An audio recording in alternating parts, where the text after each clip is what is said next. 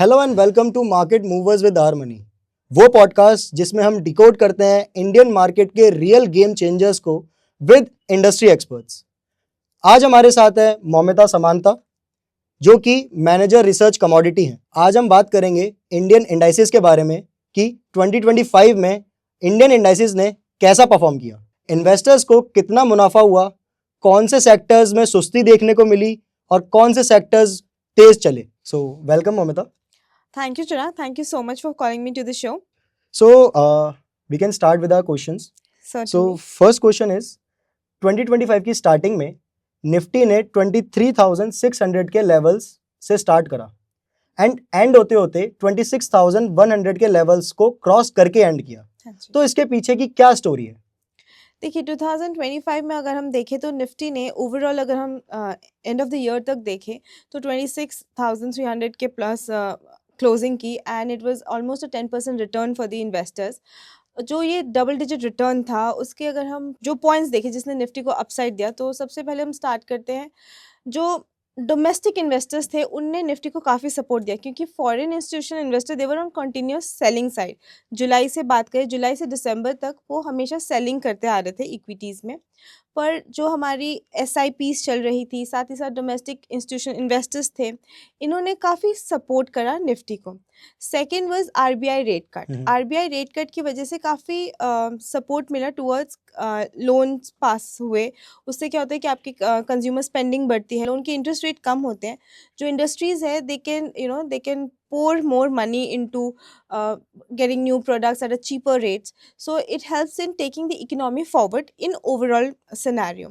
These are two main reasons which actually gave boost to the nifty indices return. The third factor was infrastructure spending. Government ने काफ़ी infrastructure पे ऊपर काफ़ी India as a developing country needs infrastructure, तो government ने काफ़ी infrastructure spending की। Capex spending के चलते जो इकोनॉमी एज एन ओवरऑल काफ़ी ग्रोथ करती है। तो ये 3 मेजर पिलर्स थे जिसने एक्चुअली निफ्टी को बूस्ट दिया and gave investor double digit return of 10%। Okay, so basically according to you यही मेन रीजंस थे निफ्टी इस साल 10% के रिटर्न दिया।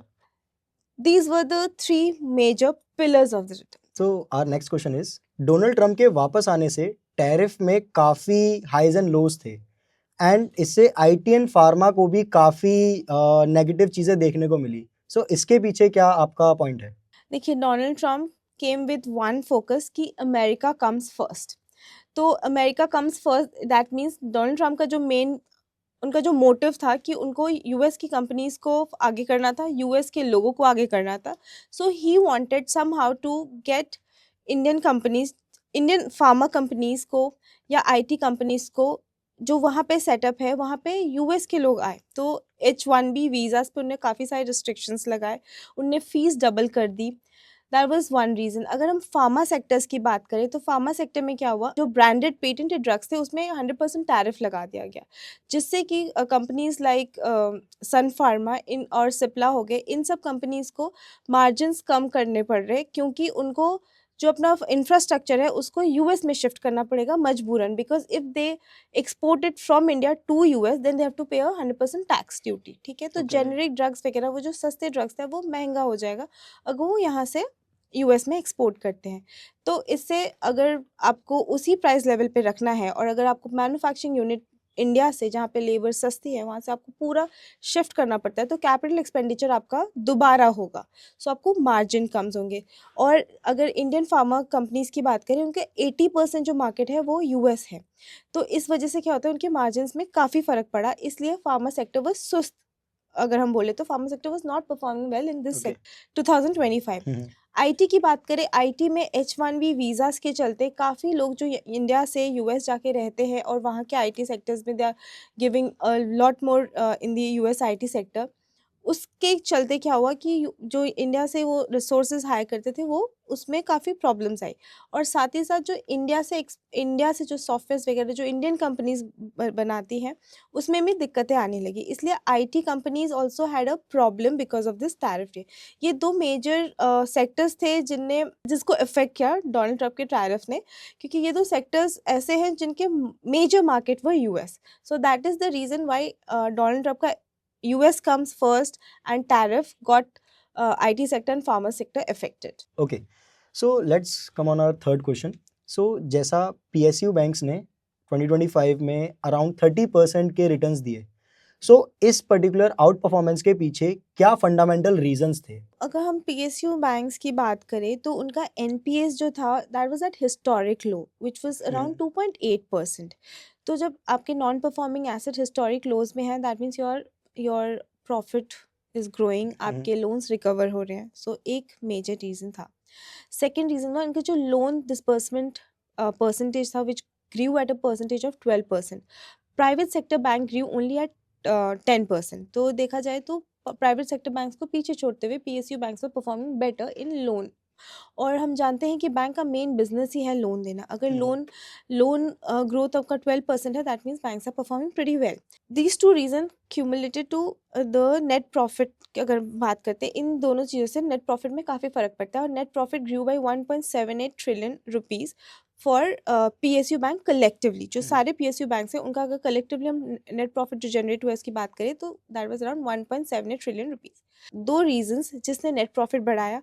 और जब नेट प्रॉफिट हमारा 26% ईयर ऑन ईयर ग्रोथ दिया, इससे देखते हुए PSU सेक्टर्स ने बेटर परफॉर्म किया प्राइवेट बैंक से. Our next question is, Canara bank ने इस साल मल्टी ईयर हाइज को टच करा, तो क्या ये सिर्फ एक फंडामेंटल सर्च था या फिर वी कैन से कि PSU बैंक्स प्राइवेट बैंक्स की बराबरी कर रहे हैं?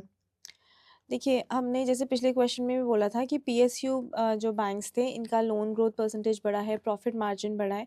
तो yes they are somewhere coming in parallel with private banks.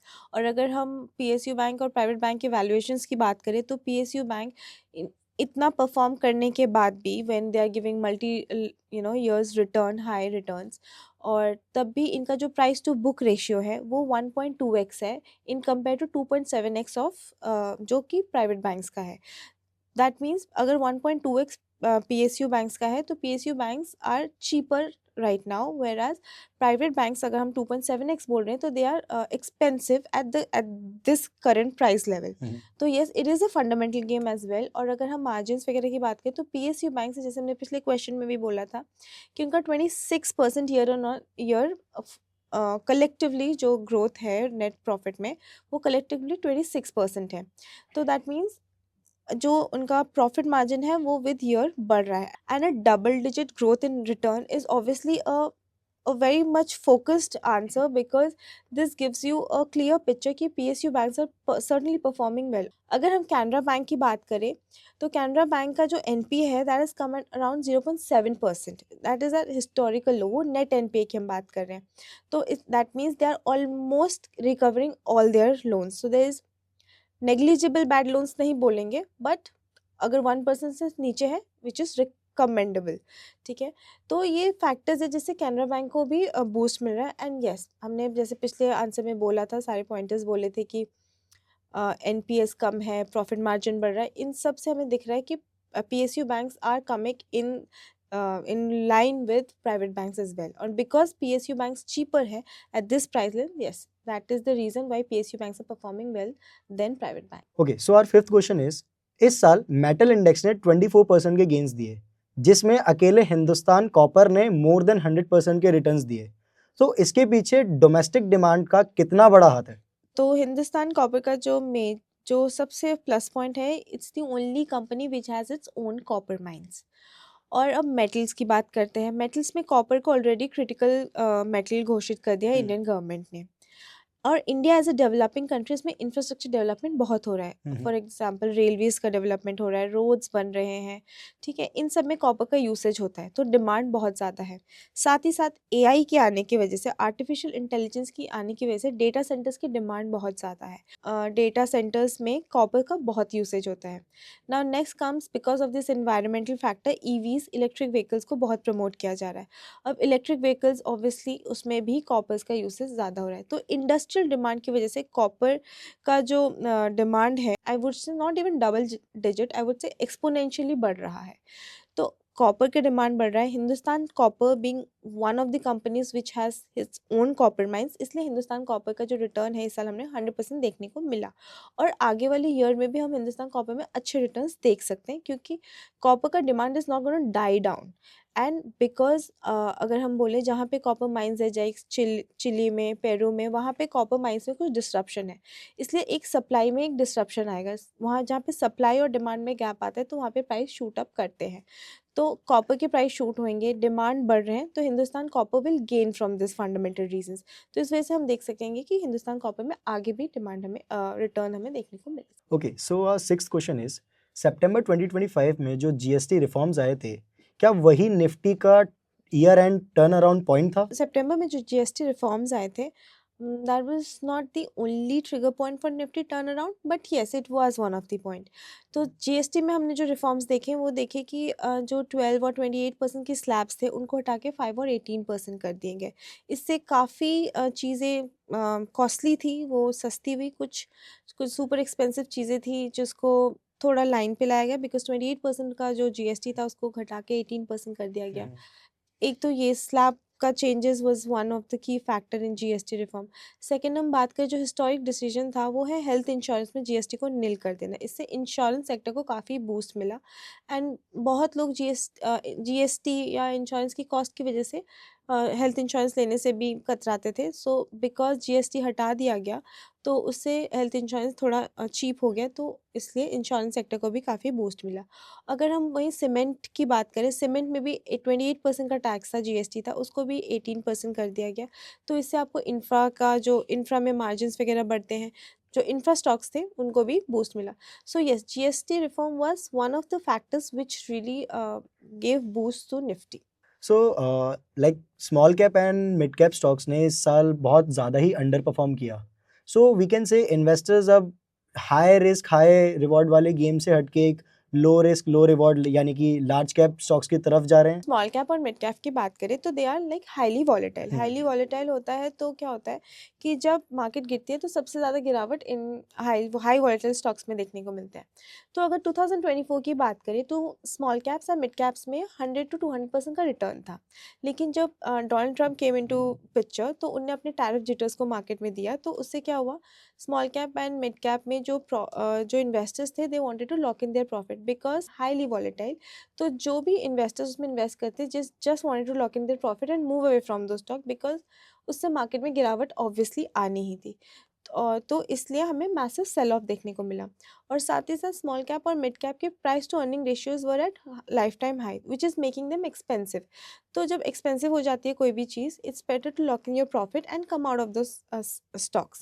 सो वही इन्वेस्टर्स ने किया and that is why we could see a sell off in stock small cap and mid cap and that is the reason why they underperformed. So इस साल 2026 में Nifty के 27,000 के जो targets हैं वो कितने रियलिस्टिक हैं?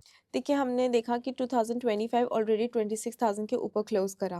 अराउंड 26,325 के आसपास की क्लोजिंग दी निफ्टी ने लास्ट डे में। तो 27,000 is not a big target for Nifty to achieve this year. अगर हम ईपीएस देखें तो वो भी 12 to 14% रहा है निफ्टी का। तो 27,000 is an achievable target for Nifty for this year, however it won't be that easy.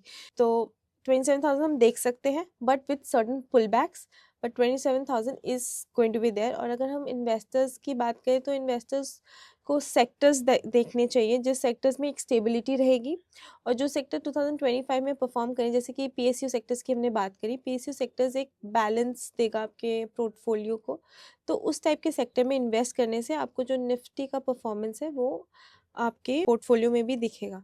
अगर स्टॉक्स में इन्वेस्ट ना करना चाहे तो इंडेक्स के म्यूचुअल फंड्स वगैरह में इन्वेस्ट करके ये 27,000 जो अचीवेबल टारगेट हमें निफ्टी का लग रहा है उसका जो रिटर्न है वो इन्वेस्टर्स भी अपने पोर्टफोलियो में ले सकते हैं। आरबीआई के रेट कट से एक चेन रिएक्शन होता है जिससे निफ्टी को स्ट्रेंथ मिलती है। सो इस चेन रिएक्शन के पीछे क्या बात है? आरबीआई जब रेट कट करता है इट मीन्स आपके लोन सस्ते हो रहे हैं। तो जब बैंक्स को भी आरबीआई से लोन लेना पड़ता है तो इंटरेस्ट एक्सपेंस उनकी कम होती है। तो इंटरेस्ट एक्सपेंस उनकी कम होती है तो बैंक्स का प्रॉफिटेबिलिटी बढ़ता है। साथ ही साथ जब उनको कम सस्ते में लोन मिल रहा है तो वो आगे भी उसको फॉरवर्ड करते हैं टू द कंज्यूमर। तो कंज्यूमर को भी सस्ते में लोन मिल रहा है, दैट मीन्स ईएमआईज आपकी कम हो रही है। ईएमआईज कम हो रही है तो आपके पास डिस्पोजेबल इनकम ज़्यादा है। अगर डिस्पोजेबल इनकम ज़्यादा है, जो कि आपके हाथ में पैसा ज़्यादा है खर्च करने के लिए, तो आप ज़्यादा खर्च करेंगे मार्केट में। मार्केट में खर्च करना मतलब that is the money is coming back into the economy. तो वो साइकिल से निफ्टी को स्ट्रेंथ मिलता है, बिकॉज डिमांड ग्रो करती है। डिमांड ग्रो करती है तो आपकी इंडस्ट्री को भी डिमांड के लिए सप्लाई ग्रो करना पड़ता है, आपके उसके लिए एम्प्लॉयमेंट बढ़ती है। So this is the complete chain reaction which takes place, thus giving a boost to the nifty. Okay, so according to you कौन से सेक्टर्स 2026 में इन्वेस्टमेंट के लिए रिकमेंड करेंगे? 2026 में इन्वेस्टमेंट के लिए हम रिकमेंड करेंगे, सबसे पहले तो हम मेटल सेक्टर को रिकमेंड करेंगे, बिकॉज मेटल सेक्टर में हमें तेज़ी देखने को मिलेगी। जैसे हमने बात करी एआई के चलते डेटा सेंटर की डिमांड, ईवीज के चलते मेटल्स लाइक सिल्वर और कॉपर की डिमांड बढ़ेगी। और जैसे हमारे इंडिया में हिंदुस्तान कॉपर हो गया, हिंदुस्तान जिंक जैसे कंपनीज हैं जिनके खुद के माइंस हैं, इनको काफ़ी फ़ायदा होगा। सो this is one sector one should keep in their portfolio. Second I would say IT sector, reason being AI का जो यूसेज है वो काफ़ी बढ़ रहा है ऑन एन एक्सपोनेंशियल लेवल। तो इसलिए आईटी सेक्टर को भी इससे काफ़ी फ़ायदा होगा, because India being one of the major IT hubs.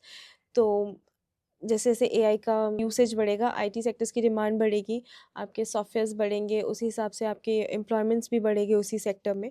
तो yes, IT would be one sector I would recommend. And third would be PSU sector is one sector which हमने बात भी करी थी आपके पॉडकास्ट में स्टार्टिंग में, कि पीएसयू सेक्टर के जो ग्रोथ है वो प्राइवेट सेक्टर बैंक से बेटर हो रहा है। तो yes, this 3 sectors you can look upon two keep in your portfolio so that your investment does give you a good return. So majorly investors को 3 सेक्टर्स पे major focus करना है, metals, PSU banks and IT. They should think about keeping it in their portfolio. However, it's not a complete recommendation, I would say, but it's just a suggestion. It's just an advice. Okay. So this was a very helpful and nice conversation, Momita, regarding 2025 market movers and 2026 growth engines. So thank you for coming on our podcast. Thanks for listening Market Movers with Our Money. Investments in securities are subject to market risks. Please read all related documents carefully.